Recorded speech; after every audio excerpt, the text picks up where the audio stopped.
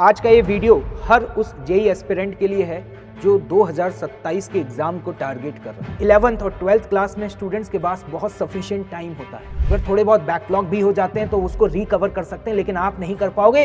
ये जो 15 घंटे बता रहा हूँ ये तेरे को एवरेज बता रहा हूँ, एक एवरेज बता रहा हूँ कि इतने घंटे तुझे पढ़ाई करनी चाहिए। मैं ये कह सकता हूँ कि अगर आज आपके सिलेक्शन के चांसेस 20% है तो इस वीडियो को अगर तुमने एंड तक देख लिया तो तुम्हारे सिलेक्शन की जो प्रोबेबिलिटी है वो डबल तो हो ही जाएगी। हाय जेई वॉरियर्स, आज का ये वीडियो हर उस जेई एस्पिरेंट के लिए है जो 2027 के एग्जाम को टारगेट कर रहा है। मतलब वो स्टूडेंट्स जो इस साल ड्रॉप ले रहे हैं या फिर ऑलरेडी ड्रॉप ले चुके हैं। मैं आज के इस वीडियो में आपको कोई मोटिवेट करने नहीं आया हूं। अगर आपको मोटिवेशन चाहिए तो मैं कहूंगा कि आप अभी इस वीडियो को स्किप करके चले जाइएगा, ठीक है। आज मैं यहां पर आप सभी से अपनी ड्रॉप ईयर की जर्नी के जो एक्सपीरियंसेस हैं वो शेयर करने आया हूं, और जो चैलेंजेस मैंने फेस किए और उनको कैसे ओवरकम किया वो मैं आपको शेयर करने आया हूं। क्योंकि दोस्तों 2009 में मैं उसी स्थिति में था जिस स्थिति में आप में से कई सारे स्टूडेंट्स आज खड़े हुए हैं। मैंने भी 2009 में ड्रॉप लिया और 2010 में जेई के एग्जाम को मैंने क्रैक किया, ठीक है। तो आपके मन में जो उथल पुथल चल रही है वो सारी चीजें मैं यहां पर फील कर सकता हूं। तो एक तरीके से आप ये सोच लीजिए कि मैं अपने एक्सपीरियंसेस आपसे शेयर करने आया हूं, और साथ ही साथ इतने लंबे टीचिंग कैरियर में मैंने कई सारे स्टूडेंट्स को पढ़ाया जिन्होंने ड्रॉप ईयर में जेई का एग्जाम एक बहुत अच्छी रैंक से क्रैक किया। तो उनके जो एक्सपीरियंसेस हैं वो भी आपके साथ शेयर करूंगा कि उन्होंने किन चीजों को फॉलो किया और क्या नहीं किया। ये सब चीजें भी हमें पता होना जरूरी होता है। तो चलिए शुरू करते हैं। अब आप में से कई सारे स्टूडेंट्स इस समय ये सोच रहे होंगे, क्या सर इस वीडियो को देखने के बाद गारंटी है कि मेरा सिलेक्शन हो जाएगा? लाडले, गारंटी तो इस जीवन की भी नहीं है। हा? आज हम हैं कल नहीं है। गारंटी तो किसी चीज की होती ही नहीं है। ये पूरा जो गेम है ये सब गेम प्रोबेबिलिटी का गेम होता है। मैं ये कह सकता हूं कि अगर आज आपके सिलेक्शन के चांसेस 20% है, मतलब जो प्रोबेबिलिटी है सिलेक्शन की वो 20% है, तो इस वीडियो को अगर तुमने एंड तक देख लिया और यहां पर जो भी बातें मैं तुम्हारे साथ डिस्कस करूंगा अगर आपने उनको स्ट्रिक्टली आने वाले अगले 6 से 7 महीने तक फॉलो कर लिया तो तुम्हारे सिलेक्शन की जो प्रोबेबिलिटी है वो डबल तो हो ही जाएगी। मतलब 20 से 40% पहुंच जाएगी। इस बात की गारंटी मैं तुम्हें दे सकता हूं। और ये आप किस बेसिस पे बोल पा रहे हैं? इसी को बोलते हैं भाई जीवन का तजुर्बा, है ना। इतने सालों से इतने स्टूडेंट्स को पढ़ाया है और खुद तैयारी करके एग्जाम को क्रैक किया है। इसी को मैं आपको यहां पर एक्सप्लेन कर रहा हूं। तो चलिए स्टार्ट करते हैं। देखिए, सबसे पहले तो भाई ये जो लड़ाई है ना ये किसी और से नहीं है, खुद से है। क्योंकि जब आप पढ़ने बैठते होंगे ना तो आपके मन में कई तरह के सवाल उठते होंगे। एक नेगेटिव एनर्जी आपको अपनी तरफ अट्रैक्ट करती है। ये ड्रॉप ईयर के स्टूडेंट्स के साथ बहुत होता है, मैं आपको बता दूं। मैंने खुद फेस किया हुआ है। मतलब आपके मन में इस तरह के डाउट्स आएंगे, क्या इस साल एग्जाम क्रैक हो जाएगा? क्या मैं इस काबिल हूं कि इस एग्जाम में एक अच्छी रैंक तक पहुंच सकता हूं? अगर इस साल नहीं हुआ तो फिर क्या होगा? क्या मैं इस टीचर को फॉलो करूं? क्या उसको फॉलो करूं? इस तरह की हजारों चीजें आपके जहन में कहीं ना कहीं चल रही होती हैं। तो देखो, एक बात तो तुम ये तय कर लो कि आप जिस भी टीचर को फॉलो कर रहे हैं ना उसको ब्लाइंडली फॉलो करो, है ना। अगर आप पीडब्ल्यू के प्लेटफॉर्म पर हैं तो मैं यहाँ पे आपको बता सकता हूं कि हर एक टीचर अपने आप में एक से एक धुरंधर है, ठीक है। आपकी जिससे साथ फ्रीक्वेंसी सेट होती है आप उसको फॉलो करिए। लेकिन मैं देखता हूं कि जब आपके पास मल्टीपल रिसोर्सेज होते हैं तो लोग उसका बेनिफिट उठाने की बजाय उसका मिसयूज बहुत ज्यादा करते हैं। जैसे कहा जाता है ना कि अगर आप चाहते हो कि आपका दोस्त सेलेक्ट हो जाए तो आप उसे एक सब्जेक्ट का एक बेस्ट टीचर बता दीजिए जिसे वो फॉलो कर ले। अगर आप चाहते हो कि उसका सिलेक्शन ना हो तो आप उसे एक ही सब्जेक्ट के 2 बेस्ट टीचर्स बता दीजिए, बस। मतलब मैं सिंपल सी बात ये कहना चाह रहा हूं कि अगर आपने डिसाइड कर लिया है और आप ड्रॉप ले रहे हैं तो भाई किसी भी एक टीचर को पकड़ो और थ्रू आउट द सेशन उसको फॉलो करो।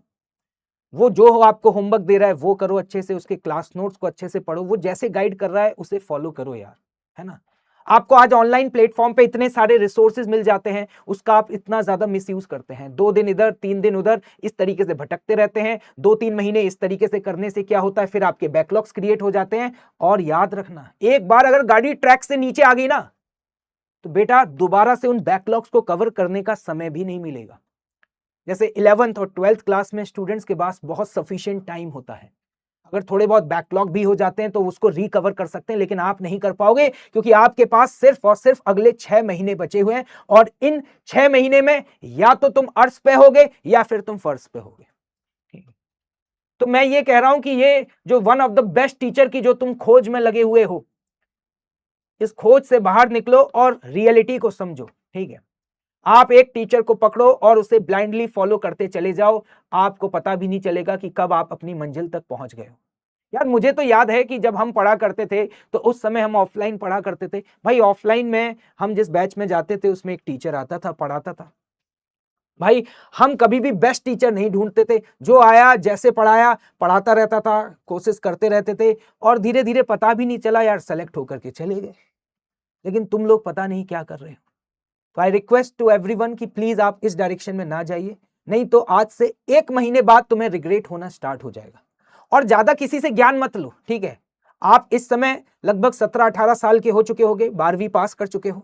तो भाई 17-18 साल का जो बच्चा होता है ना, वो इतना मैच्योर हो चुका होता है कि उसको पता होता है कि उसके लिए क्या सही है और क्या गलत है। ठीक है, तो इधर उधर मत भटको, है ना।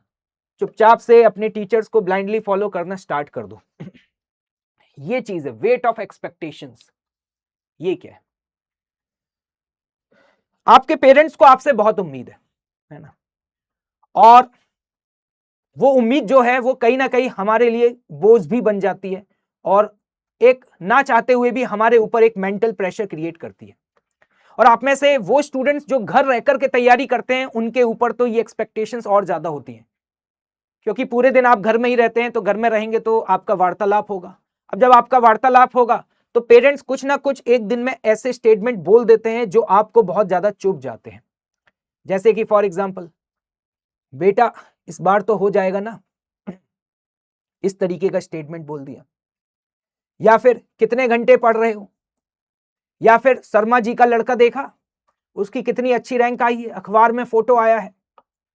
अब ये बातें जब हम सुन रहे होते हैं इस स्टेट ऑफ माइंड में, तो सबसे पहली बात तो आपको बहुत गुस्सा आएगा, अंदर से एग्रेसिवनेस आएगी, चिड़चिड़ापन आएगा और आपको पेरेंट्स की हर बात जो है तकलीफ देने लग जाएगी। मैं समझ सकता हूं, बिल्कुल ऐसा होता होगा आप में से। तो पहले तो ये समझो, देखो यार, उन आपके पेरेंट्स की इंटेंशंस गलत नहीं है, वो बस आपको सक्सेसफुल देखना चाहते हैं और इसीलिए वो ऐसे स्टेटमेंट आपको बोलते रहते हैं और उसमें उनकी कोई गलती नहीं है। भाई ये सब पूरी आपकी जिस तरह की परवरिश होती है उसका भी फर्क पड़ता है। ठीक है, आप इस बात को गलत मत लीजिए, इस बात को आप पॉजिटिविटी के साथ लीजिए। और आप क्या करिए, जब भी आपसे कोई भी ये सवाल पूछता है कि बेटा इस बार तो सिलेक्शन हो जाएगा ना, तो आप बस एक बात बोलिए कि मैं अपनी तरफ से पूरी कोशिश कर रहा हूं, मैं आखिरी तक मैदान में टिका रहूंगा और ऊपर वाले के हाथ में है। ठीक है, लेकिन मैं अपनी तरफ से कोई कसर नहीं छोड़ूंगा। अब आप सोचिएगा, अगर आप इस तरीके से ये स्टेटमेंट अपने पेरेंट्स को बोलेंगे ना, तो पेरेंट्स को भी बहुत अच्छा लगेगा। ठीक है, लेकिन होता क्या है इसका उल्टा, कि उन्होंने कुछ बोला, हम उल्टा जवाब देना शुरू कर देते हैं। इससे क्या होता है, माहौल खराब हो जाता है और इससे आपका मेंटल पीस भी डिस्टर्ब होता है, आप डिस्ट्रैक्ट हो जाते हैं, आपका पढ़ाई करने का मन नहीं करता। होता है कि नहीं होता? तो please try to avoid it. Parents को आप मत बोलिए कि ये मत करिए, वो मत करिए, है ना। हम कई बार सोचते हैं इनको क्या पता आईआईटी की तैयारी कैसे होती है, इनको क्या पता कि कितना डिफिकल्ट होता है, इनको क्या पता कंपटीशन क्या होता है। आप उनको मत समझाइए भाई, वो अभी इस स्टेज में नहीं है कि आप उन्हें ज्ञान दें। वो जो ज्ञान ले रहे हैं उसको एब्जॉर्ब करिए। अगर वो आप एब्जॉर्ब नहीं कर पा रहे हैं तो लाइट मोड में लीजिए। वो आपके पेरेंट्स हैं भाई, और उनका हक है, उनने पाल पोस करके आपको इतना बड़ा किया है, तो वो आपसे एक्सपेक्टेशंस रख सकते हैं। इसमें कोई बुराई वाली बात नहीं है, क्योंकि वो तुम्हें सक्सेसफुल देखना चाहते हैं, बस इतना सा है। उनकी नीयत गलत नहीं है दोस्त, इस बात को समझो। बस आपको क्या जवाब देना है, कोशिश आखिरी तक करूंगा और फिर देखते हैं किस्मत में क्या लिखा है। तो अपने आप ही माहौल लाइट हो जाएगा, वो भी आपके एफर्ट्स को समझेंगे और आपके एफर्ट्स का रिस्पेक्ट करेंगे। ठीक है भाई। Next, silence of isolation. ये क्या है? जब हम ऑनलाइन पढ़ाई कर रहे होते हैं तो आपने देखा होगा कि हम अपने दोस्तों से आइसोलेटेड हो जाते हैं। ठीक है।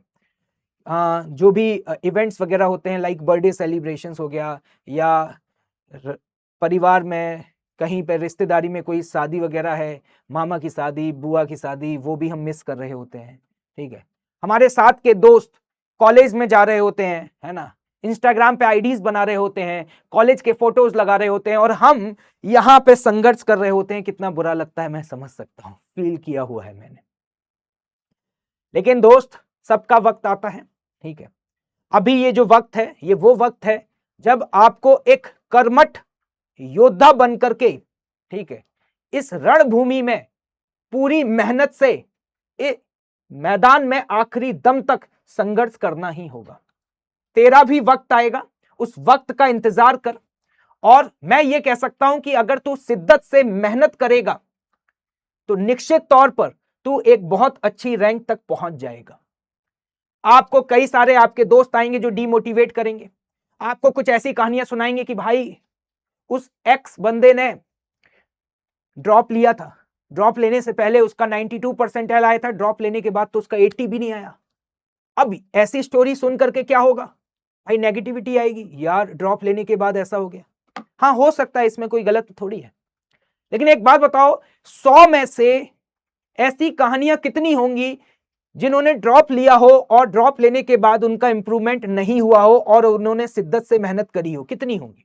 मैं मानता हूं 4 या 5 होंगी। मतलब 4 से 5% फेलियर के चांसेस हैं, लेकिन 95% तो अभी भी हाई प्रोबेबिलिटी है ना सक्सेस की। तो तू इतना नेगेटिव क्यों हो रहा है? तू ये क्यों सोच रहा है कि तू उन 4 से 5 में आएगा? है ना। मैं तुझे एक बात की गारंटी दे सकता हूं कि अगर तू खुद के साथ ईमानदार रहा और हर दिन अपनी गलतियों से सीखता रहा और एक पॉजिटिव माइंडसेट के साथ अगर तूने तैयारी करी, ठीक है, और हर दिन रात को सोने से पहले अपने आप से बोला कि मैं मेहनत कर रहा हूं, मेरा एक दिन सिलेक्शन होगा, और इस पॉजिटिव एनर्जी के साथ तू बिना किसी का ज्ञान लिए सिर्फ अपने टीचर्स और पेरेंट्स को फॉलो करता रहा, तो तेरा रिजल्ट निश्चित तौर पे इंप्रूव होगा। और हो सकता है कि तू उस रैंक तक पहुंचे, उस कॉलेज तक पहुंचे जो शायद तूने कभी सोचा भी नहीं होगा। कहते हैं ना कि जब ऊपर वाला देता है, जब ऊपर वाला देता है तो औकात से ज्यादा भी दे देता है। तो मैं तो ये कहता हूं कि तुम्हारी किस्मत में अगर नहीं भी लिखा है ना, तो तुम इतनी मेहनत करो कि ऊपर वाले को भी तुम्हारे ऊपर तरस आ जाए और वो कहे कि ले भाई, तेरी मेहनत को सलाम है, जा भाई, तेरा सिलेक्शन पक्का है। समझ रहे हो मैं क्या कहना चाह रहा हूं? मतलब there is no substitute of selection, कोई सब्स्टिट्यूट नहीं, नो शॉर्ट ट्रिक। आपको रगड़ना ही पड़ेगा और आपको खुद लड़ना ही पड़ेगा, कोई और नहीं आएगा जो आपका सिलेक्शन करा देगा। मैं आपको बता दूं कि अगर आपको लगता है कि हिंदुस्तान में ये एक बेस्ट टीचर है, इससे पढ़कर के सिलेक्शन हो जाएगा, तो ये आपकी बहुत बड़ी गलत फहमी है। ठीक है। किसी भी टीचर की औकात नहीं है कि तुम्हें उठा करके आईआईटी कॉलेज तक पहुंचा सके, जब तक तुम खुद से नहीं चाहोगे तब तक। टीचर और पेरेंट्स तो क्या है, आपको राह दिखा रहे हैं, आपको गाइड कर रहे हैं, लेकिन ये जो राह दिखाई जा रही है, इस पर चलना तो खुद ही पड़ेगा, संघर्ष तो खुद ही करना पड़ेगा, और इस रणभूमि में खुद ही आखिरी दम तक लड़ना पड़ेगा। कोई और नहीं आएगा जो तुम्हें तुम्हारी मंजिल तक पहुंचाएगा। तुम खुद हो जो अपना सिलेक्शन करा भी सकते हो, और तुम खुद हो जो अपना सिलेक्शन रोक भी सकते हो। इस बात को याद रखना, किसी और के अंदर यह ताकत नहीं है।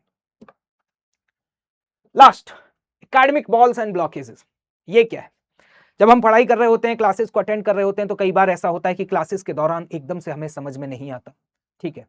कई बार ऐसा होता है कि हम क्वेश्चन समझ भी नहीं पाते, क्लास के दौरान लोग आंसर्स दे रहे होते हैं, हम क्वेश्चन पढ़ रहे होते हैं, टीचर नेक्स्ट क्वेश्चन की तरफ बढ़ जाता है, हमें सेल्फ डाउट होना स्टार्ट हो जाता है, क्या मेरा डिसीजन सही है? मैंने ड्रॉप ले लिया यार, मेरे से अभी भी कम क्वेश्चंस बन रहे हैं, क्या मैं मैदान में आखिरी तक टिक पाऊंगा? क्या मुझे मेहनत करनी चाहिए? यार एक बात बताऊं, जब मैंने तैयारी शुरू करी थी ना, तो मैं सच बता रहा हूं, तुम्हें कोई मोटिवेट नहीं कर रहा हूं, मैं जब क्लास में ऑफलाइन में बैठा होता था ना, तो पूरे साल में शायद ऐसा कोई दिन गया होगा जिस दिन मुझे 50% से ज्यादा क्लास के दौरान समझ में आया हो। और 50% भी ज्यादा बोल दिया, 50% तो मुझे केमिस्ट्री में समझ में आता था, सच बताऊं तो। क्योंकि केमिस्ट्री में क्या होता था कि थियोरेटिकल चीजें ज्यादातर होती थी, इंफॉर्मेशन ज्यादा होती थी, तो याद करने वाला होता था, तो जल्दी समझ आ जाता था। ठीक है, फिजिक्स और मैथ्स की बात करूं तो इसमें तो 30-40% ही वेटेज रहा होगा। मतलब क्लास में कई बार ऐसा होता था कि मैं क्वेश्चन पढ़ रहा हूं, लोग आंसर दे देते थे, मैं क्वेश्चन समझ नहीं पाता था, टीचर अगले क्वेश्चन की तरफ बढ़ जाता था। सोचो कैसा फील होता होगा, जस्ट इमेजिन इट। ठीक है, जो मन में तुम्हारे आता है ना, वो डाउट मुझे भी आता था यार, मुझे भी ऐसा लगता था कि यार कहीं ये डिसीजन गलत तो नहीं है। और मैंने तो ऑफलाइन ज्वाइन किया था दोस्तों, उस समय 50 से 60 हजार रुपए फीस हुआ करती थी ऑफलाइन में। 2009 में 50 से 60 हजार रुपए बहुत बड़ी बात थी मेरे परिवार के लिए, है ना। जो सोचिए मेरे मन में बैठ करके कैसे कैसे थॉट्स आ रहे होंगे। लेकिन मैं आपको बता दूं, मेरे पिताजी ने एक बात कही थी कि बेटा अगर डिसाइड कर लिया है कि 1 साल झोंकना है, तो अब यहां पर परिणाम की परवाह मत कर। कहते ना पार्थ, परिणाम चाहे जो भी हो, लेकिन प्रयास लाजवाब होने चाहिए। तो बस मेरे जहन में यही था कि अपनी तरफ से मैं पूरे एफर्ट्स करूंगा। मुझे क्लास में भले कम समझ में आता था, लेकिन मैं क्लास में सारी चीजें नोट डाउन करता था। ठीक है, कोशिश करता था जितना समझ पाऊं, जो क्वेश्चन समझ भी नहीं आते थे उनको भी लिखता रहता था, और मैं घर आकर के सेल्फ स्टडी करता था। ठीक है, दोबारा से उन क्वेश्चंस को री अटेम्प्ट करता था जो क्लास के दौरान मुझसे नहीं बनते थे, दोबारा से उन कॉन्सेप्ट्स को पढ़ता था जो क्लास के दौरान मुझसे नहीं होते थे। ट्रस्ट मी, मैं तुम्हें बता रहा हूं कि जब मैं क्लास से घर आने के बाद उन चीजों को दोबारा से पढ़ता था ना, तो 70 से 80% मेरे कॉन्सेप्ट खुद ही क्लियर हो जाते थे। मतलब वो क्वेश्चन जो क्लास के दौरान मुझे समझ में नहीं आता था, जब घर पे आके दोबारा से करता था तो मुझे खुद लगता था अरे यार ये तो बहुत आसान था, मैं तो पता नहीं क्या सोच रहा था। ऐसा आप में से कई सारे लोगों के साथ होता होगा, होता है या नहीं होता, एक बार बताना कमेंट सेक्शन में। कई बार चीजें क्लास के दौरान टफ लग रही होती है, लेकिन घर जाके जब हम सेल्फ स्टडी करते हैं तो वो चीजें क्लियर हो जाती हैं।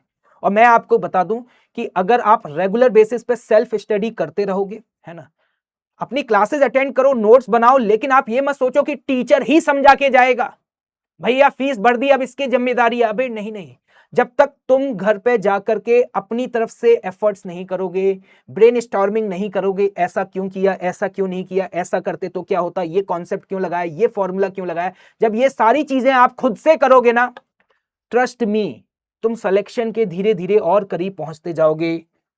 तुम्हारा जो ब्रेन है वो डेवलप होगा, तुम और ज्यादा मैच्योर हो रहे होगे, तुमसे नंबर ऑफ क्वेश्चन और ज्यादा बनेंगे। क्योंकि मैं आपको बता दूं, तुम्हारा सिलेक्शन तुम ही करा सकते हो, बताया था ना भी, तो सेल्फ स्टडी करनी ही पड़ेगी। ठीक है, आप टीचर पर फुली डिपेंडेंट बिल्कुल मत हो कि भाई इस यही समझा के जाएगा, ये आपकी गलतफहमी है। अरे टीचर तो समझा भी देगा, लेकिन एग्जाम में तो तुम्हें खुद ही लड़ना पड़ेगा ना, वहां कैसे आएगा। जब जब तुम गिरोगे, अगर हर बार कोई ना कोई सहारा बन करके तुम्हें उठाने आ जाएगा ना, तो मैं आपको बता रहा हूं कि तुम जो हो ना, धीरे धीरे धीरे बहुत कमजोर होते चले जाओगे, और एग्जामिनेशन में फिर तुमसे प्रॉब्लम सॉल्व नहीं होंगे। तो भाई ट्रस्ट करो अपने आप पर, ठीक है, मेहनत करो रगड़ करके। अब देखो भाई, मैं आपको बता दूं, ये सारी नेगेटिव थॉट्स, प्रोसेस, ये सब तो चलता रहेगा। इंपॉर्टेंट क्या है भाई सिलेक्शन के लिए, वो समझ लो। ठीक है, इन सब चीजों से ओवरकम कैसे करें, ओवरकम करने का सबसे बढ़िया तरीका पता है क्या है, अपने आप को, अपने जीवन को इतना ज्यादा इंगेज कर दो कि तुम्हें फालतू की चीजें सोचने का वक्त ही ना मिले। लाइफ में सबसे ज्यादा कौन डिस्ट्रैक्टेड लोग हैं, लाइफ में सबसे ज्यादा टाइम वेस्ट कौन कर रहा है, जिसके पास वक्त है। जिसके पास वक्त ही नहीं है सोचने का, वो डिस्ट्रैक्टेड भी नहीं है। और मैं आज भी यही करता हूं, और जेई की तैयारी करते समय भी मैं यही करता था कि मोस्ट ऑफ द टाइम मैंने जो डिसाइड किया है उस गोल के लिए मैं पूरी एनर्जी से लगा रहता था। क्योंकि देख, एक बात तो मैं बता दूं कि कोई भी डिसीजन सही या गलत नहीं होता, डिसीजन लिया जाता है और उसके लिए दिन रात मेहनत करके उसको सही साबित किया जाता है। आज आपने ड्रॉप लिया है, ठीक है, अब आपके मन में ये डाउट आ सकता है कि पता नहीं सही है गलत है, पता नहीं क्या होगा। ये नहीं, ये सोचने का वक्त जा चुका है। अब तूने डिसाइड कर लिया है ना, तो अब तुझे जी तोड़ मेहनत करनी है, और तुझे इस डिसीजन को नेक्स्ट ईयर सही साबित करना है। तुझे इस पॉजिटिव माइंडसेट के साथ तैयारी करनी चाहिए। जैसे कि मैं तुझे सिंपल सी बात बता दूं कि भाई देख, क्या 3 पिलर हैं जिनको तुझे फॉलो करना चाहिए। लेक्चर्स को अटेंड कर रेगुलर बेसिस पे, अगर तू प्रयास बैच को फॉलो कर रहा है तो मेरा मानना है कि हर दिन सारे लेक्चर्स को अटेंड करने में, है ना, और उनके नोट्स वगैरह बनाने में, पूरी नॉलेज को एब्जॉर्ब करने में कम से कम तू ये मान करके चल कि तेरे 7 से 8 घंटे लग जाएंगे, है ना। 2-2 घंटे की क्लासेस होती हैं, उसमें भी कई बार कुछ चीजें हमारी मिस हो जाती हैं लेक्चर के दौरान, उनको भी नोट डाउन करना होता है, कुछ कॉन्सेप्ट्स को दोबारा देखना होता है। तो मैं ये मान करके चल रहा हूँ कि 7 से 8 घंटे तेरे लेक्चर्स देखने में जाएंगे, और लेक्चर के दौरान तू साथ ही साथ क्वेश्चंस भी सॉल्व किया कर, है ना। लेक्चर के दौरान ये मत सोचा कर कि यहाँ बाबा जी का सत्संग चल रहा है, बस यूं हाथ फोल्ड करके बैठे हुए हैं और देखते रहेंगे। नहीं भैया, जेई की तैयारी है, यही है जादू की छड़ी जो तेरा कल्याण कर सकती है। There is no other shortcut और मैजिक। जो रगड़ेगा, जो पेन चलाएगा, उसी का सिलेक्शन होगा, ठीक है। तो भाई मेरा मानना है 7 से 8 घंटे तेरे लेक्चर्स में जाएंगे। मैं जब ऑफलाइन पढ़ता था तो वहां पे जो एक क्लास होती थी वो 1 घंटे 1 घंटे 30 मिनट की होती थी, मतलब 90 मिनट की क्लास होती थी। तो 3 क्लासेस होती थी 4.5 से 5 घंटे की। लेकिन ऑफलाइन में तुम्हें पता है कि थोड़ा टाइम ज्यादा इन्वेस्ट हो जाता है, कोचिंग जाना, कोचिंग आना, वो टाइम तुम्हारा यहाँ पे सेव हो पा रहा है। तो मेरा मानना है 7 से 8 घंटे में क्लास में जो पढ़ाया जा रहा है उस कंटेंट को एब्जॉर्ब करने में टाइम जाएगा, ठीक है। उस कंटेंट को एब्जॉर्ब करने में तेरा टाइम जाएगा। उसके बाद भाई तू ये मान करके चल कि लगभग 7 घंटे तुझे सेल्फ स्टडी करनी है। उस सेल्फ स्टडी में तुझे क्या करना है, क्लास नोट्स के उन क्वेश्चंस को दोबारा रीअटेम्प्ट करना है जो तुझसे नहीं हुए, प्लस होमवर्क करना है, ठीक है। मतलब मोटे तौर पे अगर मैं इन दोनों को जोड़ दूं, है ना, तो मैं ये कह सकता हूं यहां पे 8 और 7 जोड़ दिया जाए तो लगभग तेरे टोटल कितने घंटे हो गए, 8 + 7 15 घंटे हो गए, 15 आवर्स। मैं तुझे बता दूं, अगर तू सच में चाह रहा है ना बहुत अच्छी रैंक तक पहुंचना, तो तुझे हर दिन 15 घंटे टोटल पढ़ाई करनी पड़ेगी। अगर तुझसे नहीं हो पाएगी ना, अगर तू नहीं कर पाएगा तो मैं आज ही कह रहा हूं रहने दे, जो कॉलेज मिल रहा है ले ले और चले जा। बुरा लग रहा है, लगने दे, मुझे इस बात की कोई परवाह नहीं है। जो सच है पता होना चाहिए भाई। भाई क्लास प्लस सेल्फ स्टडी के जो घंटे हैं वो 15 होने चाहिए। इसमें थोड़ा बहुत ऊपर नीचे हो सकता है ना, किसी दिन 13-14 भी हो गए, कोई दिक्कत नहीं है, किसी दिन 16-17 हो गए। ये जो 15 घंटे बता रहा हूं ये तेरे को एवरेज बता रहा हूं। क्या बता रहा हूं तुझे, एक एवरेज बता रहा हूं कि इतने घंटे तुझे पढ़ाई करनी चाहिए, ठीक। इसके अलावा जब भी तुझे टाइम मिले तो अपना क्विक रिवीजन करते रहे, है ना। किसी दिन मान ले तुझे किसी सब्जेक्ट में होमवर्क कम मिला है या तेरा होमवर्क जल्दी हो गया, मान ले 1 घंटे में ही निपट गया, तो उस दिन वो टाइम जो है वो तुझे पुराने टॉपिक्स को रिवाइज करने में लगाना चाहिए।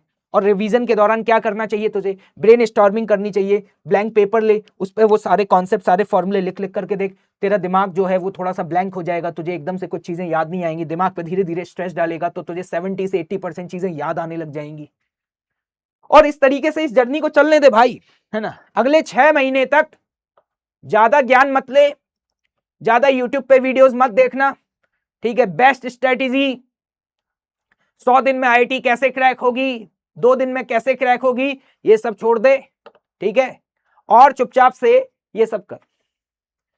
एक दूसरा डाउट, क्या सर मुझे नोट्स बनाने चाहिए, ये डाउट आ रहा है ना। क्या सर होमवर्क करना चाहिए, क्या सर ये सारे क्वेश्चंस करूं। यार एक बात मुझे समझ नहीं आ रही कि तुम वो इंसान हो जो किसी भी टॉपिक को जब पढ़ते हो ना तो 2 दिन बाद तुम्हें वो टॉपिक भी अच्छे से याद नहीं आता, और तुम जिस एग्जाम की तैयारी कर रहे हो वो आज से 8 से 9 महीने बाद होने वाला है। एडवांस का एग्जाम लगभग 10 महीने 11 महीने बाद होगा। क्या तुम्हें लगता है कि अगर तुम नोट डाउन नहीं करोगे तो तुम्हें चीजें याद रहेंगी। तुम वो इंसान हो जब तुम क्वेश्चंस को सॉल्व कर रहे होते हो तो तुम्हारे पास जब लेंदी कैलकुलेशंस आती हैं तो तुम कैलकुलेटर का यूज करते हो। तुम वो इंसान हो जब नया कोई क्वेश्चन आता है तो उस क्वेश्चन को करने में तुम्हारे हाथ कांप रहे होते हैं।